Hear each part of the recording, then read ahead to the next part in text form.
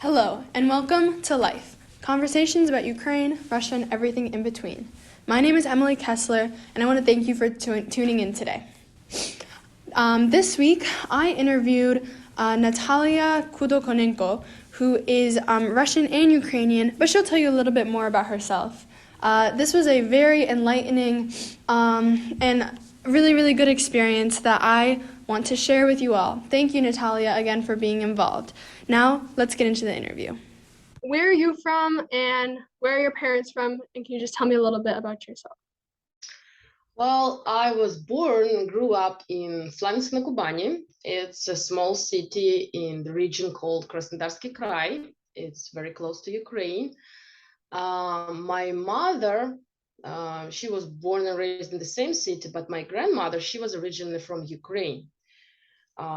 I do not actually recall the name of her village because it was a small village. And she moved, well, she didn't move to Russia because at that point it was all Soviet Union. She just moved to another region to pursue a better work opportunities.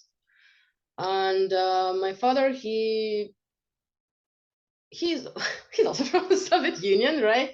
Yeah. But he's like from the middle part of Russia. Mm-hmm. Well, I feel bad for not knowing exactly the names of the regions, but No, yeah, yeah, that's where that's I am. okay. Mm-hmm. Okay. Yeah. So, um, so you said like you grew up in Russia. Have you visited Ukraine? Do you have family in both parts? Can you tell me a little bit about that? Yes, unfortunately I have never visited Ukraine. My brother did because he was already like 17 and my mother allowed him at that age to go alone with my grandmother, but I was too young to do that, according to her opinion. So we do have, okay, that's a family. Like my grandmother, she had a brother who is dead already, and he was married with a lady. She's alive, and they were living in Ukraine. So we have those relatives still living in Ukraine, and they're living in Donbass area actually currently. Oh. So honestly, my ignorance, which I call right now is ignorance, but before it was a perception of the world like Ukraine is just like a name of the other region, let's say Krasnodarsk Krai, right? And Ukraine, like just another region. I never actually understood and realized what means that Ukraine is another country already, because I was born in 1993, right? So I never actually experienced the Soviet Union and stuff, but still the culture I was living in never identified, again, the way I perceived it, never identified Ukraine as like France, right? Yeah. Even even Belarus was not same close in my particular region as Ukraine, because the way how Krasnodarsky Krai was inhabited, like people moved in, organized, I don't know, Yeah. it's because a lot of Ukrainian Kazaki, they a lot of them moved and located themselves over there, start living over there, right? Mm-hmm. So we have a lot of interconnections between families, and a lot of, I mean, plenty of my friends who live in Krasnodarsky Krai may have relatives in Ukraine.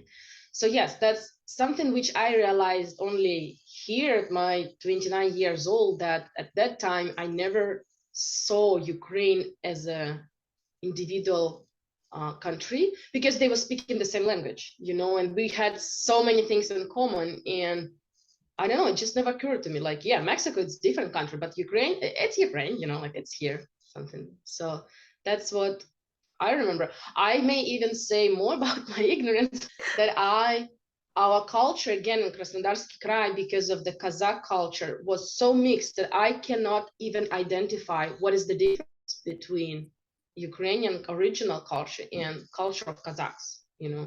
And Mm-hmm. I think right now I'm gonna just show my ignorance, like probably it's particularly belong totally to them, but because I was growing in Russian, believing myself as Russian, I was considering it as part of my history. So yeah, like that, I'm confused and messed up. Yeah, that's really interesting. How old were you when you moved here? I was 21 years old when I first moved to Mexico with my husband, who's Mexican, and I moved to United States when I was 27. Ah, so you moved with your husband, that's why you moved to Mexico first. Yeah, he was Mexican. He invited me, and I was like, yeah, let's go. Cool. Okay, yeah. So, you said that so you have family in Russia now and Ukraine, right? But you said mostly Russia. Yes. My brother, he lives in Moscow with his family. My mother and grandmother still lives in the same town of my region. And again, the family of the brother of my grandmother, the brother is dead, but wife is not. They still live in the Donbass area. Yes. Mm-hmm. Would you be able to talk about a little bit of like their experience? Maybe let's start like with your experience living here, like when like on February 21st and 22nd, like when Putin announced the invasion, like kind of your reaction to it and like how you felt about it. If you could tell me a little bit about that. Well, I think it was surrealistic experience for me. I was in the kitchen of my Russian friend here in Arizona, and come she was walking nervously around, and she's like, I just cannot believe it. Like, have you seen the news? What is happening? And I was like, what are you talking about? Because usually we don't discuss the news which are happening in Russia.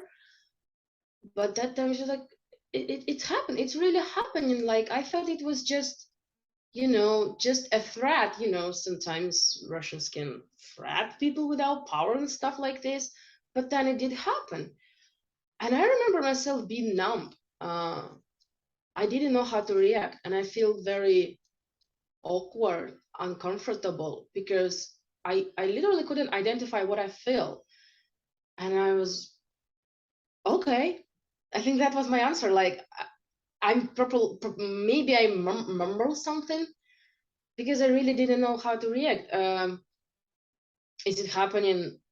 Really happening? Like we're in the 21st century? We're talking about war, military invasion. What are we talking about? And we're talking about Ukraine. I mean, are you sure about that?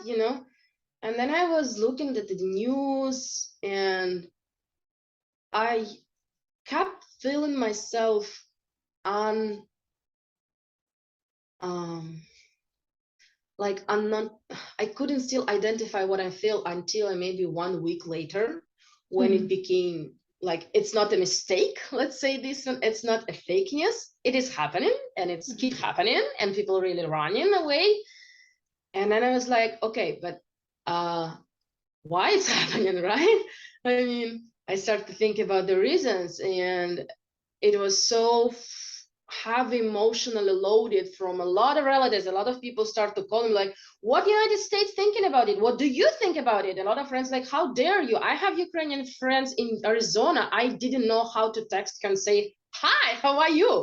I it was a mess. Like and yes, when at the beginning I was like, how could they betrayed us? Like, it's not like I believed before that our government was so supportive in Russia, but that was like the final line. Like, Jesus Christ, your only job was to politically fix the conflicts. And politically for me means using the verbal language, because that's what politics is about. It's the art of communication, right? Mhm. And instead of this, I don't know which reasons. Again, there is plenty of reasons proposed to be the real reasons for this happening. It's like, but you fail that, and you choose this one to use people because you failed your job. So that is the moment when I felt very angry, and it was difficult and very scary to talk to my parents about that, my family, and especially my brother. Because I don't know, with our position, again, we never discuss these things at home. We really, it's just not part of our culture, my family at least, to discuss political things. So when I called them, and I don't know, they were sounding like normal, like, well, it's happening. It's like, it just happened. And I couldn't understand if they're saying it because they also numb, and that is my reaction, like my reaction happened to them, Mhm. but it's because it is their reaction, and people over there felt it this way. So yes, I remember when I received a letter from American Council and Association saying that they support the Ukraine and there is the resources to support them. I felt so enraged. I was like, so only Ukrainian people? And again, I do not want to diminish the suffering people pass through, but I saw what's happening with Russian people, and people who will not agree with it. And I was like, how about them? Do you understand how it is going to affect their mental health? Why nobody's talking about that? And you know, I felt out of the board. I don't know if that is the right way, like outside of the board of the ship or something like this, but Uh-huh. like I woke up like this way. I didn't do anything for this, but I woke up this way and I have to deal this way. And that, yeah, that's the feeling of I was angry for the people, for my government who took this decision, and now I have to deal with their consequences. And I felt very, yeah, like, I don't know, like I was not entitled anymore to speak. Like someone also took my voice to speak about my feelings, because how dare you to speak about your feelings when there are other people having way more heavier feelings, which is true. But then that's just pushing me more into the numbness. I was like, but what should I do with these things? Maybe I want to help, but I'm completely like tight without a possibility to move, because I don't know what is the right move next one. And I don't get any help to decide. Mhm. I'm so sorry for my lot of speaking. No, Yeah. that's exactly what I want. Like, I want to listen and hear those things. My daughter, she was at that time still going to preschool. And I remember that day, not that day, I think it was 2 days, a few days later, I came to my director and I was like, hey, I don't know what is the opposition about it. I respect any position you take, but if you choose to take some actions against my daughter, just let me know. We will withdraw from the school. I mean, just let's not put little kids over there, because sometimes the United States can be very political. Yeah. And I was like, just let's keep this out of this. We will withdraw with silence, no problem. And I remember, yeah, there was one awkward moment. I never had attacked. I never was verbally abused or something directly, experiencing these consequences. But I remember just myself after that day, all the time, awkwardly answering the question, where are you from? And my accent was all the time telling me, and they was like, where are you from? It was an Italian festival, and I was waiting in the line, and behind of me there was people. And when the guy starts serving me, he's like, oh, I hear your accent, where are you from? And I was like, do I need to answer him? And I was like, okay, I'm from Russia. And he didn't answer anything. And I just felt it awkward. Maybe it was not awkward at all for people, but I felt it this way. And every time when I'm answering, I'm thinking, now, how this person may react. Should I lie about it or not? So yeah, it's extra unpleasant things. Yeah, definitely. So you said that like with your family, like you guys like you don't really talk about it like that. Do you know how they're feeling now? Like with like it's obviously been going on for a while now. Like, do you know how they feel about it or like what their reaction was or anything? Yeah, that's my dilemma currently. Actually, I'm dealing with. Uh, when I was processing all those emotions, maybe after 1 week, I start to ruminate how bad things can go. And I start to think like, I gotta take out my mother out of this, how she's gonna deal with this, the economy is gonna be destroyed. What if even the military actions will be switched over there? I have to do something. And when I talked to her about that, I was emotional, that's true. But I just saw how she was at that moment, calming me down. Like I was like, Mom, do you understand what is happening? Do you know that you're just turning back directly to the Soviet Union experience? And she was like, so what? What do you want me to do? And at some point, when I actually look at her, instead of just speaking like to you right now, I'm speaking. I just, when I speak, I like to look anywhere except the person I speak with. I don't know why, but when I look at her, I saw how she was about to cry, and she was so edged. She was like, "What do you want me to do, Natalia? Okay, you want me to move with the grandmother who, like my grandmother, she's now in dementia, and my mother, she's earning how much? 19,000 rubles, and just converted in dollars. And right now, I think, I don't know. Let's see how much. Uh, yeah, it's $300. You know, that is her salary. And she's like, I earn this amount of money. I even cannot buy a ticket to you, you know. You want me to move where? How I'm gonna get the visa? Who's gonna be responsible then? I will just not make it. And I was like, that is true. And then I was like, no, it's you, Natalia, who are just a coward. You should sacrifice your, I don't know, school for you're paying for, because that the tuition would cover everything, the expenses for your mother. Like, you should sacrifice it and move here. And I was like, and then what? I will bring her somehow here, or I don't know, Mexico. And what she's gonna do? It's gonna be one more life just disrupted. Like, no friends, no language, no job, nothing to do. But if you see, even right now, I feel very uncomfortable complaint, because I will compare. But yes, Ukrainian refugees, when they are moving to another countries, they still get help. Not in all countries, not everyone get lucky, but they are kind of open-handed, you know. And when she moves over there, what's going to happen with her? Nobody's going to help her, you know, except of me, how far I can get. Because again, I pay for the school. Okay, I resign from the school, but for how long? It's still money of my husband. I'm not working here neither. I do not have working authorization here yet. So it's very ethically difficult for me to, morally difficult. I don't know, like. And my brother then, particularly, we had the conversation after the mobilization happened, and I talked to him like, so it's time to run, man. I mean, no need to sacrifice your life for someone's bullshit, you know. Right. And he was like, well, he said almost the same, like, and what am I gonna do over there?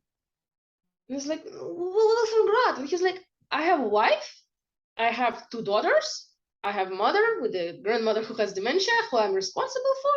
I don't speak English, and my salary is not higher than my mother's salary. What I'm gonna do? No savings and credits. And that was, you know, like, I felt who I am right now. Like, does it has worthiness to talk with them, and to, I don't know, convince them who is right, trying them to see I see on the other side, because they're inside of the propaganda, right? And my mother, Jesus Christ, she's saying to me that she's listening to the TV just for fun. It's like, it's not for fun, mom, it's affecting you. But she's like, no, I'm not listening to this. It's like, yeah. And so they're inside over there, and what they're doing is just trying to live one day at a time, and just to pass these things happening. And here I am thinking, like, do I need to disrupt them and saying like, no, all your world is completely wrong. Here is what is true, and you have to fit in here. And when I tried to start this conversation, they shut me down, saying like, probably the way I interpreted it was it like, okay, we will open. We know that it probably is over there, but we also know that we're not going to make it over there. So it's very difficult for me to see the line. Where is the responsibility for their lives lays on them, and where is my coward instincts just not letting me to take the responsibility for them and pull them out. So for me, what I found is I had to deal with and decided is, what is more important? Like, do we just keep the relationship and keep not talking about it like we do? Or do I keep insisting and putting like, no, do you want to have a relationship with me? So we have to talk about this and things like this. So no, I don't know how to say it. Like, I think it's complicated, because okay, I still honestly inside of me thinking that I choose more comfort and my life over their comfortability and possible future, excusing myself that no, what if the things will get better? No, it's their responsibility. And yeah, we haven't talked about it since then. I told to my brother like, hey, if you decided and you want to do something and you need my help, I will help. But I decided not to imply my ideas on his head. And my mom, well, the same thing, you know, if one day she will tell me something, I will be ready to help. But so far, it's just leading us to screaming conversation in crying, and next day she will need to go to work, and sometimes she's calling the emergency medical service because her blood pressure is playing, you know. It's like, okay, so are you gonna help your mother, or are you actually really helping your mother with this tests? Yeah, that's, yeah, I can't even imagine like how hard that would be. You know what struck me the most? I have a in Moscow, I was attending acting classes, and my professor, he's from Ukraine. We were still in touch, and he also enlisted himself into the Ukrainian military forces. And when we were talking about it, him and why he explained his decision, why he chose to do it, so because he was volunteer, he was like, you know, there is a sense of patriotism for me in it. And I was like, wow, yes, such a noble person, such a move, you know, so high moral values he has. And when I was talking with my brother about his decision, like if the happy letter inviting him to join the forces will come, what he will do, he said to me like, you know, Natalia, I probably also gonna be the patriot of my country. And I was like, how the same word, the same mindset both of them have about the word patriot, for me looking so drastically different, you know, because I mean, my brother, he believes in the right moves of the government, you know, and again, we can say, I can excuse him saying that, yeah, we probably could fix it the other way, but we're already here, so what we're gonna do, you know? And that's really such a discrepancy. I don't know how to puzzle it in my head that they both doing, like, again, my brother, he's not yet enlisted, but they use the same argument, but they are on completely different um, parts of the map. I don't know how to explain it, but Yeah, yeah, it's weird. definitely. Yeah, so then with that, what do you, I mean, this is like a big question, but like, Putin, like, what are your, like, did your view, I guess you moved here when you were younger, but like, how did your views change when you moved here of like Putin and the government, or did they stay kind of, like, how did moving here affect you, or just like growing up, like, what were your views? Yeah. Well, I don't know if it's living in the United States. I still believe more the council and program I am affected this because I was invited and given to read material about social justice and the roots of racism and what it actually means. And Jesus Christ, the more honest I am, the black people myself I see, but I I realized how actually my country is so racist and so oppressive, and that I was a part of the system. And I think there is plenty of layers of me which I do not realize yet how I contribute to the injustice and racism in different cultures. But yes, when I moved it, I was like, we as a Russians, okay, I as a Russian, right, when I was growing up, I received the messages how United States people who lost their morality, bad guys, how they are pressing everyone and putting their noses to in wars of different countries, how bad they are. I moved here and I hear the same narrative toward Russia. It's like, We are so the same, so similar. How weird is it? And but when I'm here, I started to remember when I was working in the university in Russia where I studied, we had a lot of students from Caucasus or Tajikistan, and we had even workers who were actually doing repairment in my dormitory, and they were from Tajikistan, and they were living in literally containers, shipping containers. And I remember how my friends, we were making fun of them, how we would use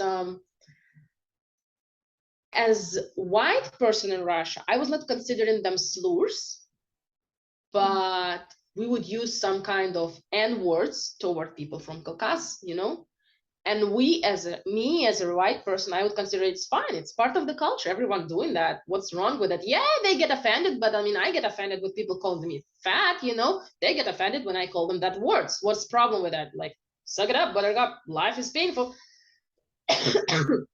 But when I moved here, I started to learn about it. I was like, how I never even noticed that it's actually not normal. It's not normal to be this way. Even this way. There is other way to treat people. Yes, it can be different. It shouldn't be this way just because everyone doing so. And uh, I think I even cannot imagine what could possibly help me being in Russia. Start thinking about it. What could help me to be exposed to these ideas. Because it's really difficult. It's so normalized, like with the milk when you were born, that what possible circumstances could make you think that it's not normal? So I don't know if I answered this question, or you probably want some more. No, yeah.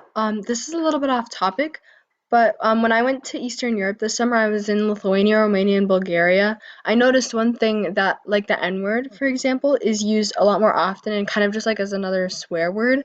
But here in the US, obviously, it has a very different meaning, and I don't know. I never knew it was like that.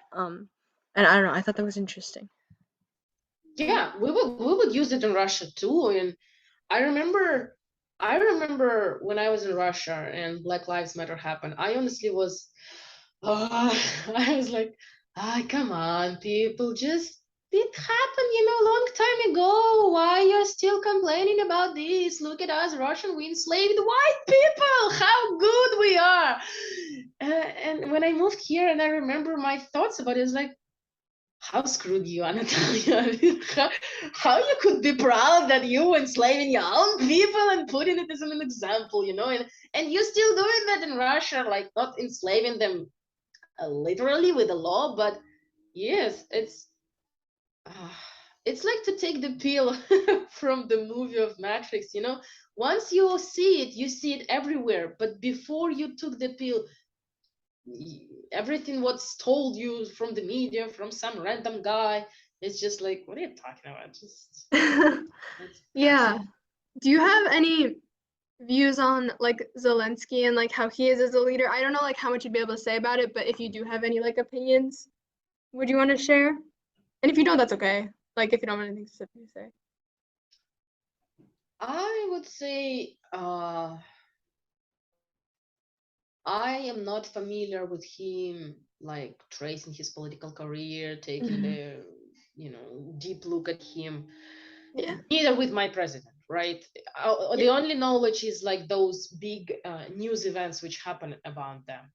But I want to say, no, I will say it because I want to believe that he's a good guy because, he's close to people and he's part of the action. He's not like hiding in all those memes, Putin sitting like 2 meters, not 2 meters, 2 kilometers from the people who are in the same table with him. But then I was checking what people in Russia talk about it, and they were comparing Zelensky toward I am going to be ignorant about it, about another conflict which happened in Armenia and their president. And that was the same president, like not the same president, like it was the same model of the president, like the same polarity, like the president of one country was so cold and rigid and dictator, and another one was so warm and cozy guy who was close uh, to the nation and people and stuff like this. And I don't know, you know, um, let's say this way, I want to believe that his behavior is genuine and that it's not just only for the media and coldly back thought. You know what I'm trying to say? Yeah. I want to believe that it is what it is, but I wanted to believe that my country was also leading me to a brighter future, and that all those gossips which I heard about Russia were not true. So what can I say? Yeah. So, okay. This is kind of like bigger thing. You already kind of talked about it a little bit, but when I asked like other people, like so like my boyfriend's parents and like my mom, they grew up under the Soviet Union or like in communism. Do you have any like things like you've maybe heard like from your parents or like things that like stand out to you about being under like that time, like under the Soviet Union? Do you know what I mean? Like So kind of for you comparisons. comparing Yeah. modern Russia and Soviet Union. Well, I can only judge from the perspective of the experience of my mother, and it was mixed. On one side, she did pass through the time when she was needed, you know, to take a ticket and to stay in the line to get milk and bread and stuff like this, and it was not cool. But on the other time, she got, as a person who was working as a musical teacher in the school, she was given every summer free tickets for me go to the summer camp, and she was getting a lot of support, like the medicine was free, education for me in the music school was free. Here in the United States, it's not free at all. School was free, so she felt more supported, and I would say not richer, but more confident about her money possibility to support things than now, because now she has to pay for everything, and her salary did not improve well compared with the Soviet Union. So I know exactly that at the beginning, my family did like Putin a lot because he stopped the violence which happened when the Soviet Union crashed, and it touched my family in particular because my father, he was I consider it as a victim of some drug users who, you know, encouraged him to be, and that's what caused my parents' divorce. And the brother of my mother also died because of drug addiction, and that was the problem of mental health in Soviet Union, where man is a man and you don't talk about it, and when it's crashed, nobody supported men, and that's the only thing they found to do. So let's say now they have more access, but they feel less supported, you know, Yeah. less guided or something. And it's difficult because you kind of know what is the other way, and you were not trained, because you were trained for the other way. You were taught, you knew how Yeah. it works, and now you don't know how it works. And Mhm. now from nowhere, accidentally, everyone's saying like, "You're responsible for it. Go do it." And there's like, I was all my life told what to do, you know. So there is a lot of confusion and frustration. I would say frustration of being lost and not knowing what to do. So Yeah. I would say, it depends on the personal value, you know. Mhm. Some people value a lot Soviet Union education, and they were really into science, and there was a lot of support and money for science. So they would be like, it's perfect, it's great, you know. And Yeah. people who in mental health, who would be, or LGBT people, they would say like, oh, that was awful, you know. Right. That's true. That's true. So I think if the person who was either good or either supported or neither supported was exposed to something different models what existed in the world, Mhm. that would make the opinion either stronger, either weaker, because Yeah. but the Soviet Union was quite a closed country, saying that Right. that's the only way how things work. So probably people never even considered that there is better options. But yes, again, you see the experience of my mother, who was a lonely mother, that was helping her. But then it was not. Yeah. Do you have any insight on protests to the war or protests in general in Russia? Protests. Okay, I do not have any particular friend who was participating in that to say like from the first person story, Mm-hmm. but and that is just myself trying to rationalize the behavior. First, so far as I know, that is not so surprisingly that they were shut down, right? I mean, the culture of protest in my country is pretty violent, and unfortunately, the experience of the Belarusia in 2000, when was their protest? In 2020, when they were electing the president. I think that in the end, the violence won it, did not help today people to push further. Let's say this, because I remember when protest in Belarus was happening, a lot of Russians were really, really hoping that peaceful protest will work. Yeah. And that will help a lot them to oppose the any other possible Putin's back decision, especially because they were preparing for the future elections, so they was like, if things will go wrong, we have an example that it worked, we could use it. So it didn't. That is the first case. The second case is we're again facing this moral choice. Okay, I'm going over there and I'm getting stuck in the prison. Who's feeding my family? And the majority of the Russia, it's not Moscow. It's not the salary of Moscow people. I mean, again, my mother earned $300 per month. That's after taxes money she gets, Yeah. and she got to pay for her house. She lives in her house, but she pays like $100 in utilities and stuff like this. And she has extra income Mhm. because she was lucky to get this extra income. Some majority of people know. So even let's say lucky people somewhere earn $800 if they have a man, or even $1,000 per month. It's still money just to buy the food and pay the utilities, and that's it. And if you lose this income, what is next going to happen, So i I genuinely understand people who is choosing not to do so. I am terrified with the idea that I may be beaten up, that I may not, even if I know the laws, that they may not protect me. I am personally terrified. I'm asking myself all the time, if you would be in Moscow, would you go over there? And I don't know the answer. I'm telling myself, like, well, if I would maybe be specifically cautious and take any possible precautions, maybe I will go. But then I see videos when, people just pull from the streets, and I don't know if I can, hold it, sustain it. So I am terrified of the consequences. And Mhm. that's why I don't blame people who are not doing these things, because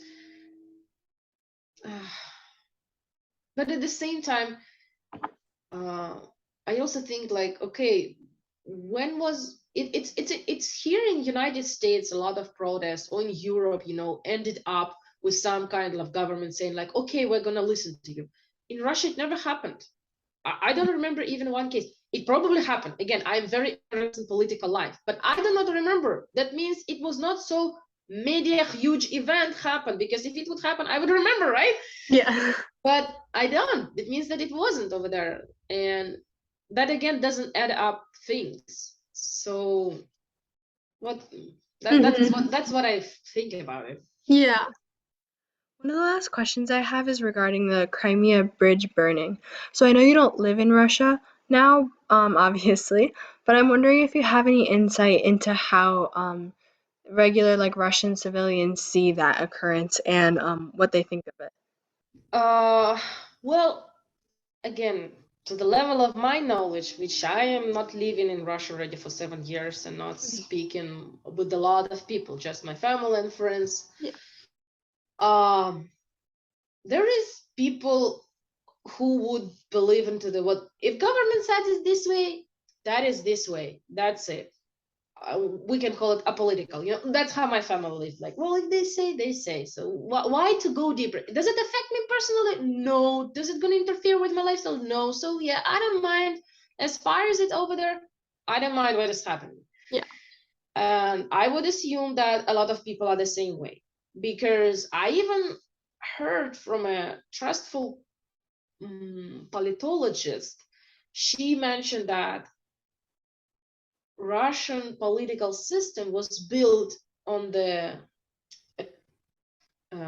agreement with the people, like, we will do the whole political work, you just do not interfere, you just comply, and we will keep you untouched, right? Mm-hmm.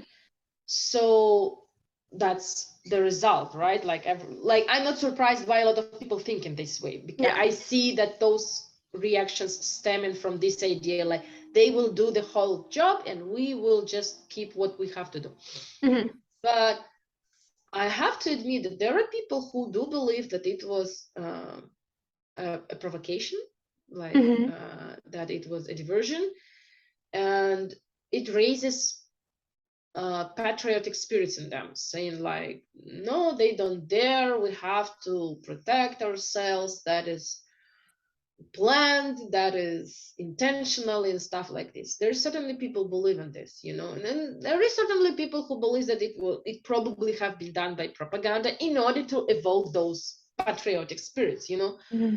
So that's what makes all the experience realistic. In the position where I am, because I have been in Russia, I know to my extent what is the culture. When whichever opinion you touch and listen to their reasoning why they believe this is true, you believe that it's true, you know, whatever opinion. Mm-hmm. If when I listened to my brother and his reasoning why the action was the military invasion was necessary, I was like, yeah, you're right, you know. Then I'm listening to let's say some United States official positions, like, no guys, no, you're right. Then I'm listening to Ukrainian people, no, you're right. Then I'm listening to, no, you're right. Everything looks true, and at Yeah. the same time then I question, like, so well, something should be wrong over there, something should be untrue. I just don't know what is untrue, and that is the what caused me this surrealism. Like, so what is in the result? Do I get to choose what is true, or how do I act on this? Because I don't know. The only thing I know it's true in this case, that the bridge was on fire. That Yeah. is the fact. The rest of it, it's not a mystery, but it's thousands of speculation, which provokes thousands of different opinions, and which position people choose to believe or think it's true, the reaction they got. So it's Mm-hmm. pluralistic. Yeah. Yeah, for sure. And like obviously you can't have an answer for that, but yeah, that's like what I was wondering. Okay, no, I actually do I have one more. It's um, okay, no problem. okay. Um, so like Russian soldiers, so like you said you talked about your brother, like how like kind of he felt like patriotic like towards like going towards the military or like being in the military, I mean. Do you know how like because from what I've read and like what I've researched, it's like generally Russian troop morale is low and like there are like troops that have gone in without training. Do you know how those troops are affected or like what people in Russia, like your family, like think about that and like Russian troops overall generally? People that want to join the army, Okay. like are they going in there, are they getting something different than what they expected, or is that like what they thought it would be? Does that make a Oh, little more sense? yeah. Okay. In order to understand this phenomenon, and I think it's partially what is happening with my brother, I think we have to see the tendency. Most of the men who flew away, first, they did have money, ability to do so. Maybe not, maybe there were some extreme cases, but most of the histories which I read, those are people who have been exposed to different mindset, cultures, and those who knew that to be a man, it doesn't mean that you have to be a man with balls, you know, that Yeah. it has multiple layers of meaning to be a man, that vulnerability is part of it, you know. My brother has never been abroad. My brother, he was just a normal standard guy in Russia, you know. He was growing in this culture. He wasn't military, right? He dedicated over there 2 years, so he has this sense of, camaraderie. He was trained to have the sense of patriotism, so he has this mindset of, I am the man who protect the family, right? I'm responsible for my family. I've got to do what it takes. And a lot of men over there are this way because of the toxic influence of patriarchy culture, which we have, that you just cannot be like, he literally told me, like, do you want me to, I don't know how to translate the word, desertir, like when you quit. Like dessert, you mean? Yes. Like How do you leaving. Dessert? desert? It's kind of like the same as like a dessert, like ice cream. Desert. Oh, okay. Like, he's like, I'm not gonna desert. I'm not that kind of person, he said. You know, I'm not gonna desert. And so there is this second aspect. First, like the money and the possibility, right? The second one is the sense of patriotism. And people who are going over there, again, my mother, surprisingly, she's working in it's not a military facility, but okay, she's working somewhere where people get registered in order to go to the war. Oh, okay. Or to go to the military, to, you know, be enlisted and to serve their duty. So she told me that there is a lot of people who are coming because they want to protect the country, right? But there is also another aspect, is the money they have to pay, like the money they will get paid. And again, Moscow, St. Petersburg is not Russia. The salaries over there is not normal for Russia. And a lot of people coming because they're paying money. And obviously, I cannot say how their expectations were met or not met, because I mean, my brother never actually spoke a lot about what happened during his serving duty time, you know, how was treated over there.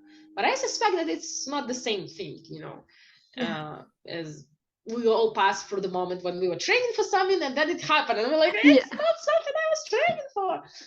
So, but it probably still kind of unrevealed, because there is no this culture and acceptance of men actually revealing what it is. Like, even if they're feeling bad about something, I don't think they will feel safe to go and tell about it, because those people who could say something about it, they already kind of flee from the country, you know. That is just my thinking, speculation. I see and think about it. The only thing I can't speak about was the experience of my best friend in Russia. She had a father who was working, who was serving in, no, he was working because he was a contract guy. So he was like, I want to work in the during Afghanistanian war. He was over there. And again, when we saw him coming back home, he had an alcohol problem and he had some kind of rage issues. But then he was normal, you know, and then it would happen again, and then he was normal. So now thinking about it and remembering how the way he was communicating with us, the words he was saying to us, it is that burden that, yes, he had to care because he is a man, but he doesn't know idea how to deal with that. But it is over there, so he's carrying it with him. And that is not a good place to be, I think so. So yeah, answering again your question, I don't know specifically the stories. I don't know if because maybe they were blocked, they didn't happen. I think no, I saw that even there was some propaganda happening in prisons, telling them that prisoners should go over there. And even that some Russian politicians said like, oh, you don't want prisoners to serve, then do you want your kids doing that, and which is insane for me. But I think reality has space for all worse and all good examples we can imagine, unfortunately. I wish I could excuse any immoral accident happen saying like, oh no, they were traumatized, or no, they're coming from severe poverty, oh no, they were forced to do so. I wish to do so, but I don't believe it's true. I believe the truth is there is the cases which I told you right now, like it probably happened like this. They just, bad with someone, or they just told you, I don't know, I will kill you if something, I will threaten you, or could probably happen just because people believe that it's fine to do. I believe it totally can be the case. The only fearful thought I have, those immoral acts, have they been ever committed with the people I know? Because I have some school friends who are over there. We're not in close relationship, we're not in touch, but I know that they're over there, and I'm thinking like, what if it was one of them guy? And I was knowing this guy, he was my friend, and now he's doing that. Like, because those people, those are someone's friend, right? Yeah. And it's never pleasant to think it was your friend, but they are someone's friend. So Yeah. Yeah, so last kind of no one knows it's gonna happen, obviously. Like there's no way for anyone to know. Looking towards the future of the war, is there any direction that you like might see it going? Or like I mean obviously everyone wishes that that it could be like diplomatic. Like or do you yeah, maybe like just start with that. Like is there anything that you see or like what perspective do you take on it? Perspective on how it can end. Yeah, like how it could end or how it might end. Like and like that's a big question. You know, I know like you like it's more personal experience, but if you have anything to say.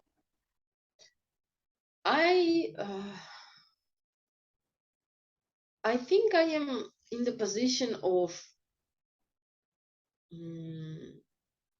again, my naive inner peaceful nature wish things magically resolve, Yeah. Let it be final negotiation which resolved and everyone lives happy ever after.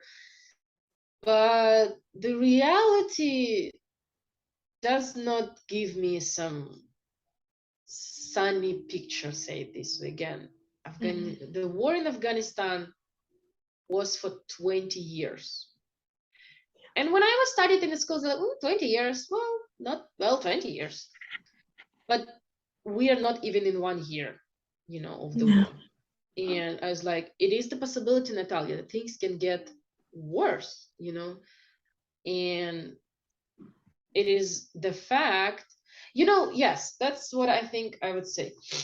I used to believe that world is developing into a better, safer, nicer place, and less crimes is happening. But with the media and everything, we see that it's not true. I mean, we have nature catastrophe, we have political crimes, we have China threats, we have China having concentrated camps, we have things which are happening right now in Iraq and all those protests. And let's not forget about sexual trafficking problems happening, and daily killings and suicide issues. My stance is that the problems, the issues, the suffer, the threat, they are here, they have been here, and they will be here. So it's kind of, I don't know, existentialism, which I put on myself, trying to practice like acceptance of these things and just doing what you can do best, like in this case, because I cannot predict anything. I I'm not even politologist, even though, the politologist which I heard, she was like, let's say on February 20, nobody ever thought that it will happen. Like, did we consider it option? Yes, but we naturally tend to believe that because there was better options, people would choose a better option, but they didn't. But the history would be written as like, no, look, everything was going to be this way. No, everything was showing the signs. And it looks like there was just like, why nobody saw it? Because everything was so obviously. No, it was not obviously. So right now, I am in the position saying like, I don't know what is going to happen tomorrow. I wish it's going to be better with less suffering, but I am afraid that the reality will not be this way. And I just gonna deal with that and stay with this and do what I can with this situation. Yeah. Cool. Thank you for doing this podcast and being able to speak with us today. Thank you. Appreciate it. Thank you again, Natalia, for sharing your perspective with us. And thank you, everyone, for listening. Next up, we have the last episode, so stay tuned. And if you have listened to these, thank you very much. I hope you have a great rest of your day, and thank you for listening to Life. Conversations about Ukraine, Russia, and everything in between.